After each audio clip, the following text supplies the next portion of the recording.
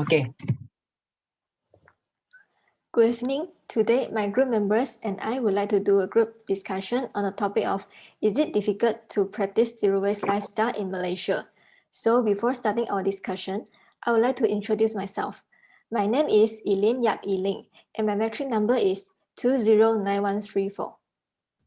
My name is Intan Namira binti Ahmad Nasaruddin and my matrix number is 207784. My name is Nurizatul Hasanah binti Muhammad Tamiz and my matric number is 208221. My name is Ain Maira Safia binti Adinur and my matric number is 207806. And my name is Noman Haikal bin Muhammad Zabah with my matrix number 208085. With our topic today is about zero waste. And I have done some research about it. So zero waste is basically focused on waste prevention and it's simultaneously adding some values to the waste materials so that it could be reused again. So for my stance about this statement, which is it is difficult to practice zero waste lifestyle in Malaysia, I would like to disagree with it. It is because there is a Malaysian policy towards zero waste. The Malaysian government has come out with a zero single-use plastics 2018 until 2030 policy to achieve environmental integrity. On the consumer side, it includes campaigns such as Bring Your Grocery Bag, Use Recycle Bag, and No Plastic Day. Similarly, most businesses now are not offering plastic straws at all. For a supermarket or grocery store, most of them also will charge a consumer if the consumer wanted a plastic bag subsequently with 20 cents each plastic. So this policy is to encourage consumers to support zero plastic policy and reduce the use of plastic in Malaysia. So that is my stand. That is my reason why I disagree with the statement. How about you, Iza? I respect your point, but from my own perspective, it is difficult for Malaysians to practice zero waste lifestyle because the majority of them are having misconception towards zero waste lifestyle. I will share 3 misconceptions people may have about zero waste living. First thing first, they think by practicing zero waste lifestyle, they cannot make any trash at all. Because of that, they feel it is impossible to be zero waste people as everything in this world will become trash after they using it, such as plastic, garden waste, and others. But actually, they can make any trash, but in minimal amount, and they need to manage it correctly. For example, through the 3R, which are reuse, reduce, and recycle. Secondly, they think to be zero waste people, it requires a lot of money and a lot of cost. They need to buy a lot of new things to make sure they are practicing this lifestyle. For example, they need to buy glass or metal water bottle instead of plastic, such as mineral water bottle. Or they need to buy the mason jars that will be using for bulk use items, such as rice, grains, oats, and so on. And they also think by practicing this zero waste lifestyle, they need to sacrifice a lot of things in their life. For example, they need to change their lifestyle, such as stop using plastic and start using shopping bags that made up from canvas or cloth when they are going to supermarket or night market. Besides, they need to separate their waste, such as keep food and kitchen scraps, garden waste, and recyclable separate. So because of that, they feel that the matter is rather troublesome. What about you, Intan? How do you feel about this matter? I can understand your point. However, I think I might have different opinion on this matter. This is because I think zero waste effort in Malaysia is achievable since there have been increase in implementations of effective food waste management strategy, where we can see that our government itself has reinforced a policy under Solid Waste and Public Transit Management Act 2007, where every household are required to follow mandatory food waste disposal policy. This way, we can see that the public have been increasingly encouraged to separate waste according to its composition, whether it's recyclable or residual waste. Therefore, I think it makes the job much more easier for waste collector in determining which waste to be sent to the recycle center and which waste to be sent to the landfill.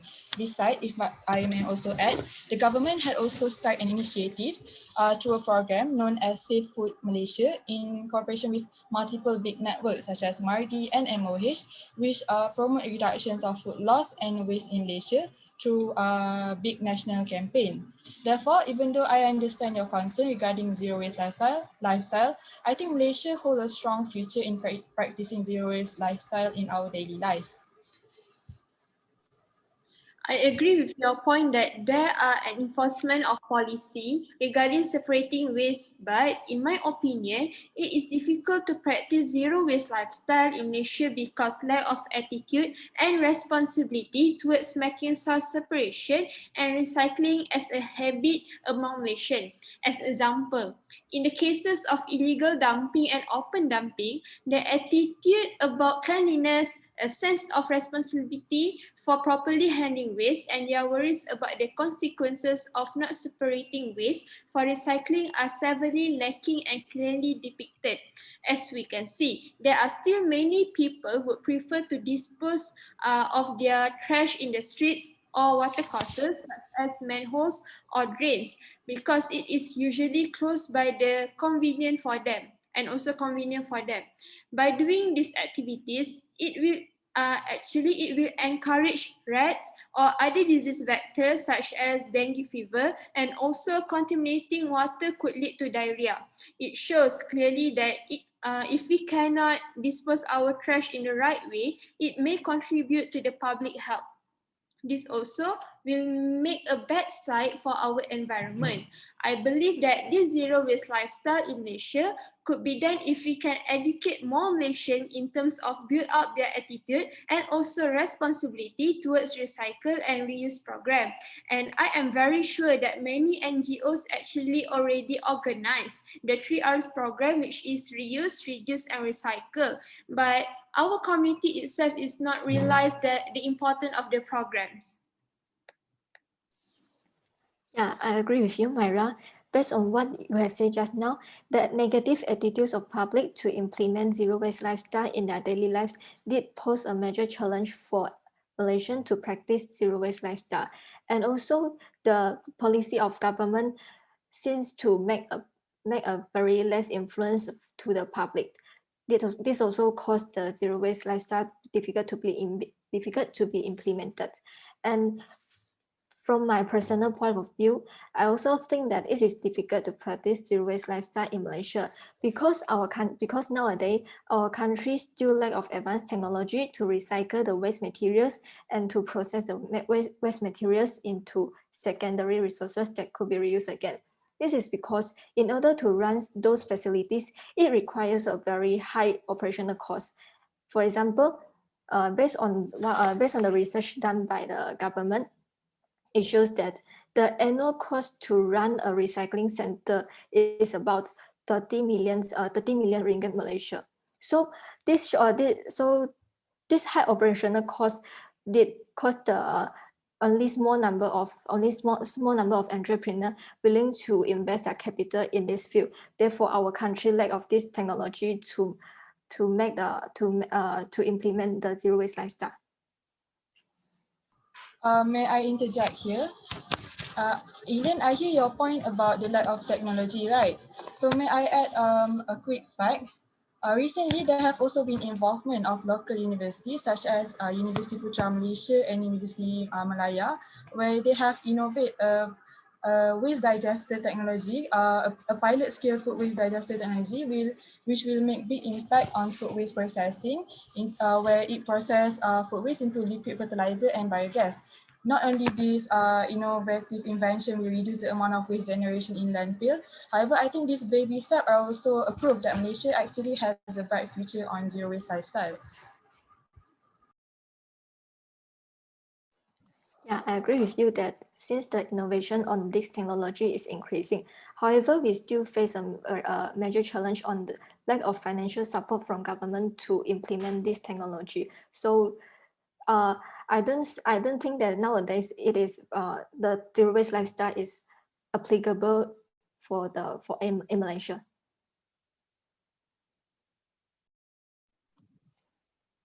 Well, I am of the same opinion with Eileen because according to the survey from one of the articles that I already read, among Malaysian teenagers itself, girls are more likely than boys to express deep concern about environmental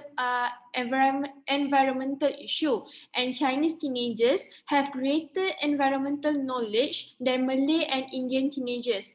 In this survey, it shows that Malaysian teenagers' overall level of knowledge is still poor in this environmental knowledge. It shows that especially among those studying in the art streams compared to those studying in the science stream. Therefore, I could conclude that zero practice lifestyle in Malaysia is still difficult to practice due to the lack of the education awareness among the teenagers. So therefore, I think that to counter back your point, I think we need to create awareness to the people in education, because environmental education that have been implemented or integrated in the school educational curriculum is the only way to raise awareness and train the children since they are young, since they are early age. It is because this is a primary strategy for addressing environmental issues as well as promoting long-term sustainability. Environmental knowledge also are critical because if a polluted environment means a poorer quality of life for all, because in Malaysia, there are almost 1,800 rivers, and sadly, more than half of these rivers have been polluted and destroyed. Therefore, students with some knowledge and skills on environmental education, they are being more motivated to take part in environmental protection activities and plans. Thus, it will generate new ideas for the solution of environmental problems. May I interrupt? I could agree with Myra's first point that the participation towards sustainable waste management through the reduce, reuse, and recycle approach is severely lacking. According to Solid Waste Management and Public Cleansing Corporation, which is SW Corp, daily waste production among the pupil in the country recorded an increase of 100.75% to 38,142 tons in 2018 compared to 19,000 tons in 2005. A citizen is estimated to produce 1.17 kilograms of garbage per day in 2018 compared to 0.8 kilogram in 2005. So it shows that the people are not practicing the correct waste management, which is 3R, that stands for use, reduce, and recycle in their daily life, and they could not manage to discipline themselves to practice zero waste lifestyle. Yeah, I agree with you, Isa. I agree with you that the public still lack of awareness to implement the zero waste lifestyle, and also we still lack of the relevant education to address the importance of zero waste lifestyle in Malaysia. Other than that, I also think that we still face another major challenge to implement zero waste lifestyle, because we are difficult to change the consumption pattern and behavior of Malaysian citizens. Based on the research carried out by Natalia Pierce and her team, the result shows that the percentage of middle-income group in Malaysia is increasing. Therefore, Malaysian citizens have greater purchasing power, and they prefer not to reuse and recycle the waste materials. So obviously, their behavior is creating more pollution and waste, which causes the zero waste lifestyle difficult to be implemented in Malaysia. Yes, Eileen, I also agree with you because as we can see, if like say that we have if we want to do the zero waste lifestyle, we need to a lot of financial support. But in Malaysia, the lack of financial support is one of the issues. As we can see, capital allocation for operating and handling solid waste facilities is often a problematic. it would be impossible for municipal solid waste management and public cleansing companies to operate large-scale projects if they did not receive any funding from government. Therefore, if government did not allocate any financial, it will be more difficult for zero waste management to be done. This lack of financial injection would make it more difficult to adopt the zero waste concept, as it is necessity a complete change in terms of management and recycling technology for recyclable solid waste management. All the rubbish bin, it will make it more difficult to prepare for the community if we do not have enough money. I could agree with Myra and Elaine opinions that it is difficult to practice zero waste lifestyle in Malaysia due to the lack of advanced technology and financial, also the lack of knowledge among the Malaysian. May I also add something quick? I just want to improve my point earlier regarding the government's initiative, which is My Safe Food,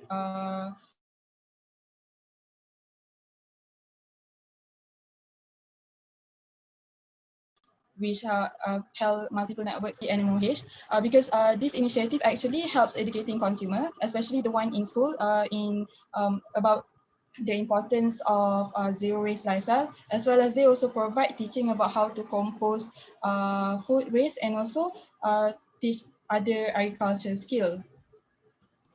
Yes, I'm agree with Intan's point about the efforts in enhancing the awareness, right? So basically what Intan's trying to say is to have a continuous efforts to enhance the awareness among the Malaysian people. So because we need to. I agree with you guys. Although we all have different opinions on the government's effort to promote the zero waste lifestyle, however, it's undeniable that a lot of non-government organizations have increased their participation to practice zero waste lifestyle. For example, the NGOs such as Islamic Relief and also the 2G Foundation, they have a lot of members who volunteer to do the recycling activities every weekend. Like for example, my residential area, there's a group of people who voluntarily collect the household waste every Sunday and then recycling the waste at the recycling center.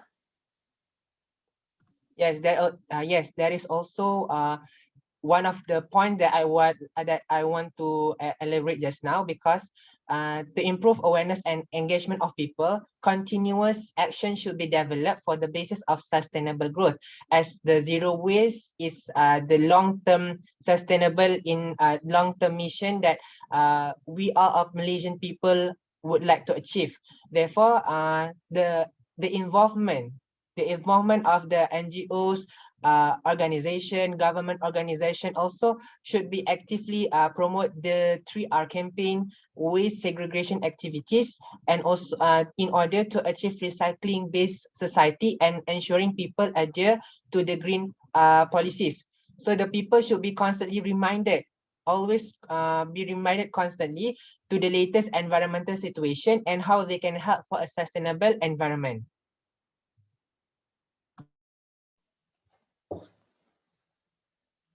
Yeah, so other than that, I also I agree with you, Noman. So other than that, I also think that actually the zero waste lifestyle still possesses a bright future in Malaysia, because the waste reuse and recycling business indeed use significant economic benefits. For example, the electrical waste generated from electrical appliances have high content of metals, and this metal could be extracted to become secondary resources, which generate the high revenue. So I think that zero waste lifestyle is still applicable in future. So do you guys have anything to add on before we end our discussion? No. Yeah, so before we end our discussion, we could conclude that Some of us believe that it is difficult to practice zero waste lifestyle in Malaysia due to the fact that we lack of financial support from government on the technology and misconception of people towards zero waste lifestyle, and also the negative attitudes of people to implement zero waste lifestyle in their daily life. However, some of us also believe that Malaysia is approaching towards zero waste lifestyle because government policy did play the role of encouraging people to practice zero waste lifestyle.